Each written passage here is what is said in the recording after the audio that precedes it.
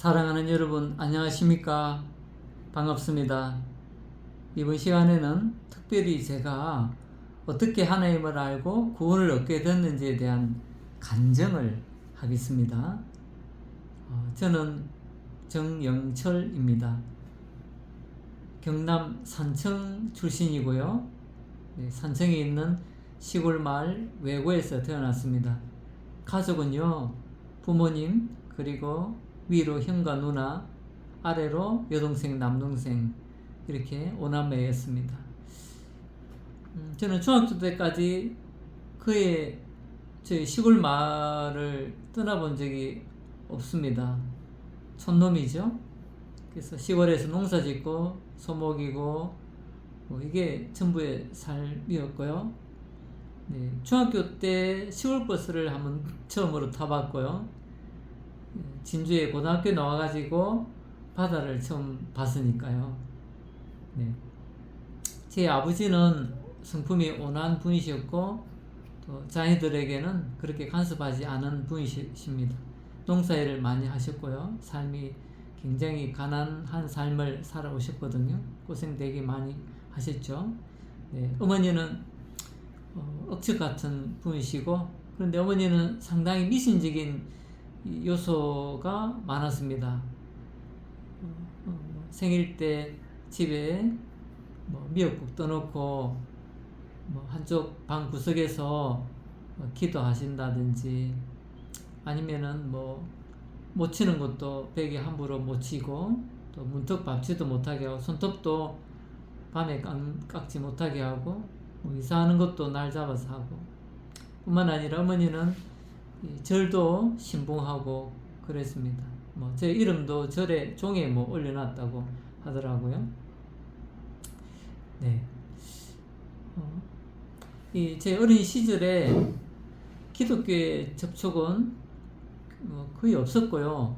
중학교 때쯤 이제 유일하게 텔레비전에서 가끔 영화를 보면은 서부 영화가 나오는데요.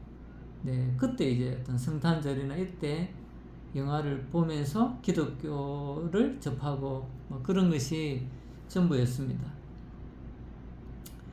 근데 어떤 영화인지는 정확히 기억은 못하겠지만, 이제 어떤 악당 목사가 성경책을 쭉 펴면서 그 안에 성경책에 홈을 파가지고 총이 들어있는 장면이 있더라고요. 그런 것들이 아직도 기억이 나는데, 그래서 기독교에 대한 거부감은 어릴 적부터 없었고요. 이제 성탄절 그런 게 아기 예수가 나오거나 그런 걸 보면은 친근하고 낭만적인 그런 감각은 있었습니다. 제가 코스모스나 별들을 좋아하는데 아마 시골 사람이고 주변에 어릴 적부터 그런 것들을 많이 봐와서 아마 그런 것 같습니다. 그러다가 제가 고등학교를 진주로 나왔었거든요. 진주에 삼촌이 계셨는데, 삼촌 집에 머물면서 고등학교 생활을 3년 동안 했습니다. 삼촌 집도 자녀들이 4명이었기 때문에 아마 되게 불편했을 겁니다. 그렇다고 저희 시골 집에서 풍성하게 지원해주고 한 게 아닌 것 같아요. 형편이 워낙 가난하고 그래 놓으니까. 그리고 이제 고등학교 다닐 때 반 친구 중에 한 명이 자기가 이제 교회 다닌다고 이야기를 하면서 자기 교회 한번 오라고 이야기를 했어요. 그런데 제가 별로 관심이 없더라고요, 하나도. 그래서 제가 무반응을 보였는데, 그 뒤로 그 애도 특별히 제게 말은 하지 않더라고요. 그리고 제가 매우 내성적인 성향입니다. 부끄럼도 많고요. 그래서 길을 걸어갈 때 사람들이 지나가는 것도 되게 부끄러워하고 두근두근하고 그랬습니다. 그러다가 이게 대학을 또 진학하게 됐죠. 대학을 진학하게 되는데, 그런데 참 이상하게도 제 제가 느낀 어떤 마음이 어떤 거냐면 참 인생이 되게 공허하다, 사는 게 되게 무의미하다, 이런 생각들이 많이 들었어요. 왜냐하면은 사람들의 삶을 가만히 보니까 그냥 조금 더 잘 먹고 좀 더 잘 살고 그게 다더라고요. 그러다가 죽으면 끝이에요. 그래서 제가 생각하기를, 와, 사람으로 태어나서 좀 더 잘 먹고 잘 사는 게 전부라면, 와, 내가 개돼지하고 똑같네, 이런 생각이 들면서 되게 허무해졌어요. 네, 그래서 제 마음이 굉장히 공고하고, 예, 그런 상황이었습니다. 예, 대학교 1학년 때 1984년입니다. 1984년 봄에, 예, 그때 제가 대학 84학번이니까요. 형님과 함께 그 진주 상평동이라는 곳에서 자취를 하고 있었습니다. 여고 부근이었는데요. 네, 그래서 제가 이제 자취 생활하면서 반찬 가게에서 반찬도 사오고 또 된장국이나 오뎅국이나 이런 거 끓이고 그렇게 하고 연탄 또 피워서 난방하고 이렇게 했습니다. 그런데 이렇게 대학 생활을 하면서도 인생이 참 공고하고 이렇게 사는 게 전부일까, 이런 고민들이 계속 끊어지지 않더라고요. 참 이상한 일이죠. 제 마음에 왜 이런 마음이 계속 사라지지 않고 일어나는지. 그래서 그렇게 하다가 이제 84년 봄에 제가 있는 자취집 옆방으로 보면은 여러 사람들이 자취를 하고 있었어요. 그 중에 이제 아들하고 할머니, 자기 어머니하고 둘이, 어머니인데도 할머니라고 부르더라고요, 특이하게. 그래서 아들하고 엄마하고 자취를 하고 있었는데 그 어머니는 절에 다니고 있었거든요. 스님들하고 잘 알고 그러더라고요.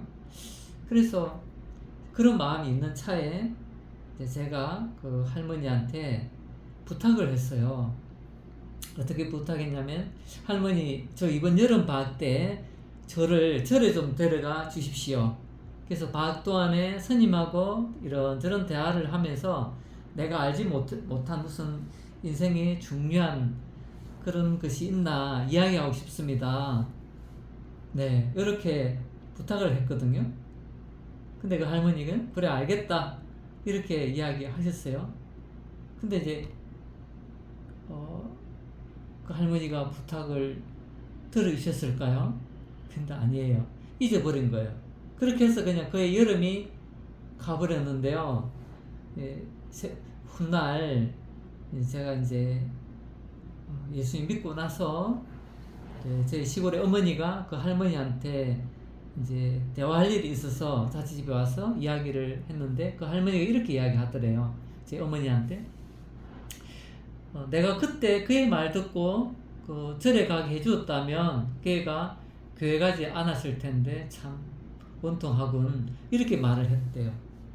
참 그 말을 듣자 제가 좀 묘한 기분이 들었습니다.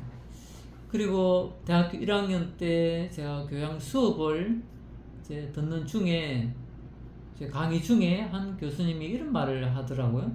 성경은 세계적인 베스트셀러인데 해마다 그렇다.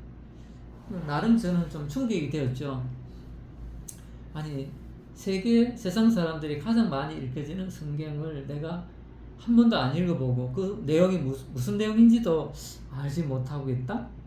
그래서 제가 궁금해졌죠. 네, 그래서 그러면 성경은 무슨 책이지? 인생에 대해서 좋은 가르침을 준다고 하는데, 그래서 제가 성경을 한번 읽어볼까? 어디서 사지? 막 그런 상황이었어요. 근데 제가 성경을 사서 어디서 배워야 되고 이런 걸 전혀 모르는 상태에서 그냥 교회 가면 되겠네. 그래서 교회를 가볼까? 이렇게 생각하니까 아이고 제가 부끄러워가지고 용기가 나지 않았어요. 그래서 교회는 좀 뭐 거룩한 사람들이나 가는 곳이지 나 같은 사람이 가서 뭐 하겠나 뭐 이런 상황이었거든요. 네, 그때 1984년 이제 내가 그때 그 해에 그런 일이 있었어요. 그런데 또 1984년 가을에 한 일이 있었습니다. 제 형이 공장에 일을 하고 계셨는데요. 그 회사 공장에 다니는 직원 중에 한 분이 교회 집사였나 봐요. 그래서 형한테 자기 교회 같이 가자고 했었나 봐요. 그래서 한 날 형이 저녁 때 좀 밤늦게 들어와서는 두들두들 하더라고요. 그래서 제가 들어보니까 아이고 교회 가니까 교회는 통 내한테는 안 맞아서 못 가겠다 이렇게 이야기 하더라고요. 그래서 제가 이제 눈이 번쩍 떠있죠. 아 이때다 싶어가지고 형한테 부탁을 했어요. 형, 나 그 집사 우리 집에 좀 오라 해가지고 나를 그 집사 다니는 교회에 좀 데려가줘 이렇게 부탁을 했거든요. 형은 뭐 하나님 믿는 사람이 아니고 기독교인도 아니거든요. 근데 그 형이 제 부탁을 들어줬을까요? 근데 신기하게도 그 형이 부탁을 들어줬어요. 회사 가서 이야기했나봐요. 그러니까 나중에 그 집사가 나를 데리고 오더라고, 우리 자취집으로. 네. 이것과 관련된 또 에피소드가 하나 있는데, 저 먼 훗날 제 어머님이 제가 교회 다니는 걸 되게 싫어했거든요. 네. 형도 나중에 별로 안 좋아했어요. 그런데 제가 이제 그 어머니한테 쭉 제가 어떻게 믿음을 갖게 됐는지 이야기하는 중에 내가 형한테 교회 좀 다니게 다니게 해달라고 부탁했다, 소개시켜 달라고 말을 했다고 하고 형이 그 부탁을 들어줬다라고 하니까 형이 제 어머님이 형한테 되게 약간 안 좋게 말했나 보더라고요. 니가 동생이 교회 가자 하는 거, 교회 가고 싶어서 가게 해달라고 뭐 소개 시켜줬다며 이런 말을 했다 하더라고요. 어쨌든 이런 전 과정을 생각할 때 참 하나님이 나를 불쌍히 생각하셔서 이렇게 내 마음을 이끄시고 이렇게 환경을 인도하셨구나라는 생각이 들어지면서 참 놀라운 하나님의 어떤 섭리를 보게 됐어요. 어쨌든 불교에 들어가 보려고도 했었습니다. 근데 결국 이제 교회를 가게 됐죠. 네. 저는 제 마음에 참 갈급한 마음이 있었거든요. 삶에 대한 어떤 갈급한. 근데 그 모든 그 마음 뒤에 하나님이 계셨죠. 지나고 나서 보니까. 네. 그래서 제가 이제 1984년 늦가을에 교회를 처음으로 갔거든요. 10월달경. 그래서 그 집사가 다니는 교회에 가니까 이거 건물이 웅장하고요. 아름다운 피아노 소리, 목사님의 웅장한 음성, 약간 신비스럽게 느껴지고요. 또 성경 탁 폈는데 냄새도 나더라고요. 그래서 제가 성경하고 찬송가를 샀거든요. 그래서 나 이제 교회 다녀야 되겠다. 그렇게 생각을 하고 결심을 했었습니다. 그때 돈이 없었는데 10,000원 주고 샀거든요. 그때 참 1,000원이 아까운 시절인데 어쨌든 큰 결심을 했습니다. 한 두 달 정도 다니는 중에 한 달 조금 넘게 다니는 중에 제 마음에 회의가 생기더라고요. 어떤 회의가 생기냐면 주변 사람들은 하나님이 살아계시다고 믿는 것 같은데 저는 모르겠어요. 하나님을 만난 적도 없고 하나님 이야기는 해도 하나님 살아계신지도 전혀 모르겠고 그래서 제 마음이 너무 답답하고 저한테 이걸 가르치는 사람도 없고 내가 어떻게 해야 될지 모르겠고 목사님 설교는 뭐 들어도 제 마음에 잘 들리지도 않고 뭐 이런 상태가 되다 보니까 교회 가서 뭐 하겠네, 뭐 하나님 살아계신 것도 모르겠는데 그런 굉장한 고민이 또 들더라고요. 그러던 차에 이제 좀 재밌는 에피소드가 그 무렵에 있었는데, 그해 12월 25일 날 크리스마스잖아요. 근데 이 크리스마스 트리를 준비해야 되는데 우리 구역에 구역장이 이제 그걸 준비하기로 했나 봐요. 근데 이제 금요일 구역 집회 때 이런 말을 하더라고요. 요번에 크리스마스 트리 만들 건데 나무 산에 가서 몰래 나무 한 그루, 소나무 한 그루 베와야 되겠는데 뭐 그 이야기를 해서 제가 좀 충격이 되었죠. 어떻게 교회 다니는 사람이 양심상 남의 것에 손을 댈 수 있는가. 그래서 되게 기분이 안 좋고 마음이 상하더라고요. 네, 뭐 그런 일도 같이 있었는데 어쨌든 제가 그것보다 하나님이 계신지 도무지 모르겠고 마음이 답답하고 그렇게 해서 교회 안 다니기로 제가 결심했어요. 그래서 1984년 그해 12월 말경 크리스마스 며칠 앞두고 오니까요. 교회 그만 다니기로 하고, 그래도 그냥 넣으면은 좀 무례하잖아요. 그래서 저를 교회 처음으로 데려가 주신 집사분한테 편지를 써서 이렇게 전달해 줬습니다. 이런 내용이었던 걸로 기억하는데요. 집사님, 저를 교회에 그동안 좀 데려와 주셔서 감사합니다. 근데 제 마음에 하나님 계신지 잘 모르겠어요. 목사님 설교도 안 들어오고 답답합니다. 그래서 교회 그만 다니려고 그러고요. 대신에 저 혼자 하나님 계신지 한번 찾아볼게요. 진짜 찾으면 제가 교회 오겠습니다. 이렇게 했어요. 근데 아무도 저를 붙잡지도 않고요. 제게 깊이 있게 이렇게 복음을 말해주는 사람도 없었는데, 지금 생각해 보면은 왜 그랬을까 하는 그런 의문도 들기도 합니다. 네. 그래서 혼자 제가 고민하면서 이렇게 어떻게 하면 내가 하나님 계신지 알지? 이렇게 생각을 했어요. 계속 이제 제 인생이 이 방황을 자꾸 하는 거죠. 네.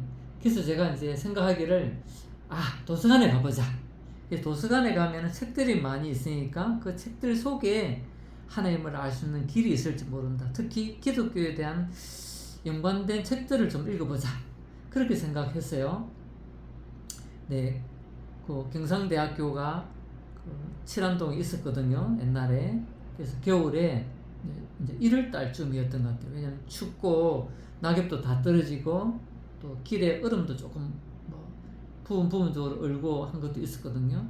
그래서 그 도서관에 가지고 이제 책을 꺼내 읽었죠. 그때 제가 읽은 책들 중에 다는 기억이 안 나고 앙드레 지대의 좁은 문, 파스칼의 팡세 이런 것들을 제가 읽었는데 읽어도 제가 뭐 알겠어요. 네. 그런데 파스칼의 팡세를 읽다가 이런 글귀를 제가 봤어요. 하나님은 우리 눈으로 볼 수 없다. 하나님은 직관으로 아는 거다.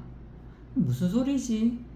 그러면 내가 지금 하나님을 찾는 게 우리 인간의 이성으로 찾을 수 없다는 뜻인가? 그럼 뭐야 이게? 생각하면서 제 스스로 이제 이런 생각했죠. 하나님은 눈에 보이지는 않구나. 대신 우리 의식 속에 그런 직관으로 하는 계시다는 거 그냥 아는 것이구나. 그럼 내가 어떡하지? 하고 고민하다가 이렇게 정리했어요. 그냥 하나님이 계시다고 치자. 그냥 하나님이 계시다고 여기자. 이렇게 정리를 했어요. 근데 이상한 정리이긴 하죠. 그렇게 제가 결론 내리고는 또 어떤 마음이 들었는지, 제가 하나님을 마치 찾은 것처럼 1985년 1월 달에 다시 그 교회로 갔어요. 네, 그 대학부 모임에 다시 갔습니다. 네, 그때 제가 대학부 모임에 가서 이렇게 말했죠. 제가 이제부터 열심히 교회 다니겠습니다. 이렇게 하고, 네. 그때 대학부에서 지리산 천왕봉으로 등산하기로 돼 있었나 봐요. 며칠 후에. 그래서 제가 따라갔는데, 네, 지금도 이제 그 사진이 있습니다. 머리가 얼마나 길었던지. 네.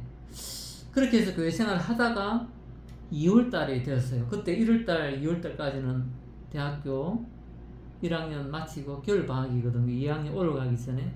그래서 제가 이제 학습량이 좀 부족하고 이제 물리였으니까 수학이 조금 좀 어렵다는 생각이 들어서 학원 다니면서 조금 독서실에서 공부도 하고 도움을 얻을까 생각을 했었습니다. 그래서 독서실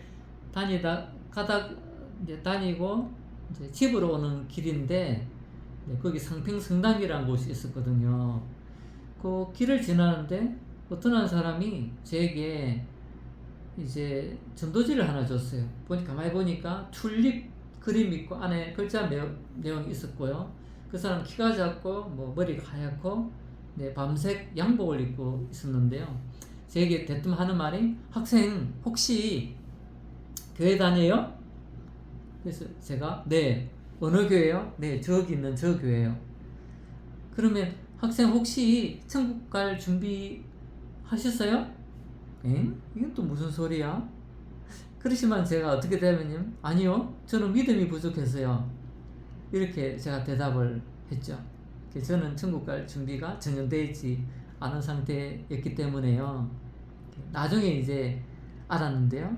그분이 오늘 100명의 사람들에게 전도지를 나눠주자라고 100장을 들고 나왔나 봐요. 그런데 이제 첫 번째 사람이 저였죠. 근데 저한테 줄까 말까 생각했대요. 저 사람 꼴을 보니 전도지 줘봤자 되겠나 그런 생각이 들어서 지나가려 하다가 그냥 줬대요. 네. 그래서 그분이 이제 자기 교회 가겠냐고 내가 좀 이야기해 주겠다 하길래 제가 좋죠 해가지고 그 교회 갔어요. 가까이 있더라고요. 한 100m 정도 떨어진 거기에 2층으로 올라갔는데 안에 보니까는 평수가 한 13평 정도 될까요? 작았어요. 그런데 기둥이 있고, 근데 겨울이었기 때문에 난로가 있더라고요. 네, 앞에 성막이 있고 뭐 글자가 요한복음 1장 29절 뭐 성경 구절이 있고요. 벽에는 그 구약의 성막이라는 어떤 그림이 있더라고요. 뭐 짐승을 뭐 피 흘려 잡는 그런 그림이었는데요. 네, 그래서 그 난로가 옆에서 그분이 저한테 질문을 했습니다. 학생은 죄인입니까 아닙니까? 하더라고요. 그래서 제가 내가 무슨 죄인이지? 나는 감옥에 간 적도 없는데 그렇게 생각했죠. 뭐 죄책감 같은 거에 제가 많이 느끼지만은 죄인이라고 생각한 적은 한 번도 없었거든요. 그러니까 이제 제가 죄인이라는 것을 못 깨달으니까 성경을 펴주셨어요. 성경 여러 군데를 펴주셨는데, 예를 들면 뭐 형제를 미워하는 자마다 살인했다. 사람 안 죽여도 마음으로 형제를 미워하면 살인인 것 같다. 그리고 또 여자를 보고 음욕을 품으면 또 간음죄에 해당한다. 이렇게 마음의 죄를 이야기를 하시더라고요. 그래서 그러면서 저한테 다시 질문하기를, 학생은 이제 죄인입니까 아닙니까 하니까 제가 성경에 의하면 제가 그러면 죄인이네요. 그렇게 이야기를 했습니다. 그러니까 죄인이라고 고백을 했죠.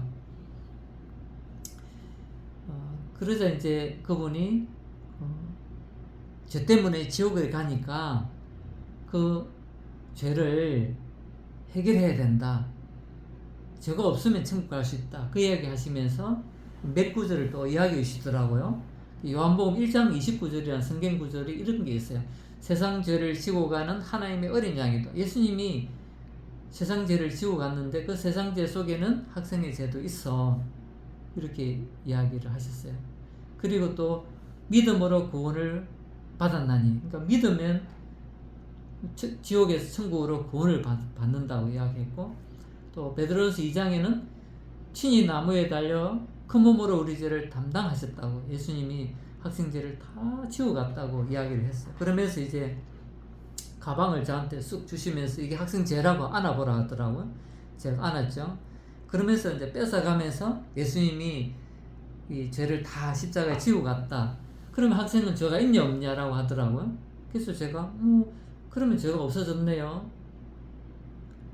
그러면 구원받은 거라고 그렇게 해서 제가 이제 그러면 구원받은 거라고 해서 내가 구원받았다 이렇게 여겼죠. 네. 그래서 서로 이제 암묵적으로 구원받은 것처럼 됐습니다. 그러나 이제 제가 생각해 보니까 그때 복음은 들었는데 네, 구원을 확실히 받은 것은 아니었다라고 생각을 해요. 왜냐면은 그때는 제가 이제 머리로만 죄인인지 생각했지 얼마나 하나님 앞에서 큰 죄인인지 이 죄 때문에 무서운 지옥에 떨어지고 심판을 받는다는 생각을 깊게 생각을 안 했었거든요. 네. 그러다가 이제 시간이 이제 지나면서 이제 이쪽 교회도 가고 저쪽 교회 양다리 다 이제 걸치면서 네, 교회를 양쪽 다 다녔거든요.